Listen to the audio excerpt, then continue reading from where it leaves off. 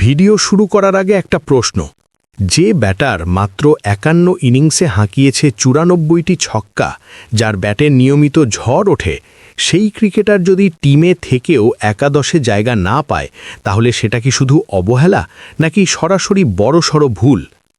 আজকের প্রতিবেদনে আমরা জানব কেন এমন এক দুর্দান্ত ফর্মে থাকা ব্যাটার হয়েও তানজিদ হাসান তামিমকে বেঞ্চে বসিয়ে রাখছে পেশোয়ার জালমি, আর এর পেছনে ঠিক কী ধরনের সিদ্ধান্তহীনতা কাজ করছে। ব্যাট হাতে সময়টা এখন তানজিদ তামিমের। জাতীয় দল হোক কিংবা ঘরোয়া ক্রিকেট, সব জায়গাতেই নিজেকে প্রমাণ করে চলেছেন এই বাঁহাতি ওপেনার।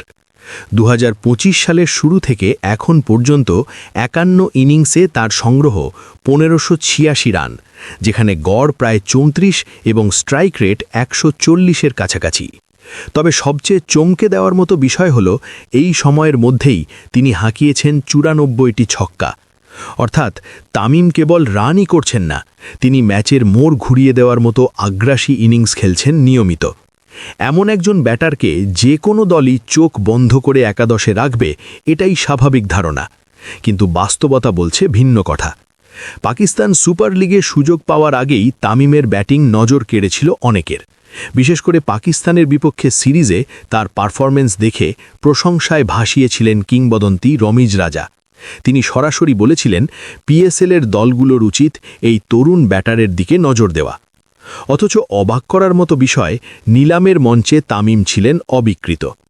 পরে অবশ্য পারফরম্যান্সের চাপেই সিদ্ধান্ত বদলায় পেশোয়ার জালমি এবং সরাসরি চুক্তিতে তাকে দলে ভেড়ানো হয়।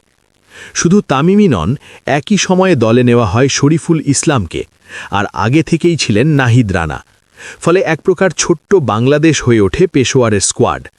স্বাভাবিকভাবেই বাংলাদেশি সমর্থকদের মধ্যে তৈরি হয় বাড়তি উত্তেজনা, কখন একসাথে মাঠে নামবেন এই ৩ তারকা। কিন্তু বাস্তব চিত্রটা যেন পুরো উল্টো। প্রথম ম্যাচে সুযোগ পেয়েছিলেন শরীফুল ইসলাম এবং বল হাতে তিনি দারুণ পারফর্মও করেন। দ্বিতীয় ম্যাচ বৃষ্টির কারণে ভেস্তে যায়। তৃতীয় ম্যাচে আবার সুযোগ পান শরীফুল ও নাহিদ রানা, কিন্তু তানজিদ তামিম তিনি রয়ে যান বেঞ্চে। টানা ৩ ম্যাচ চলে গেলেও একবারের জন্যেও একাদশের সুযোগ দেওয়া হয়নি তাকে। প্রশ্নটা এখানেই, কেন? ক্রিকেট বিশ্লেষকরা বলছেন, তামিমকে ওপেনিংয়ে খেলানো হলে দল পেত একটি আদর্শ ডানহাতি বাঁহাতি কম্বিনেশন, যা টি-20 ক্রিকেটে অত্যন্ত কার্যকরী একটি কৌশল।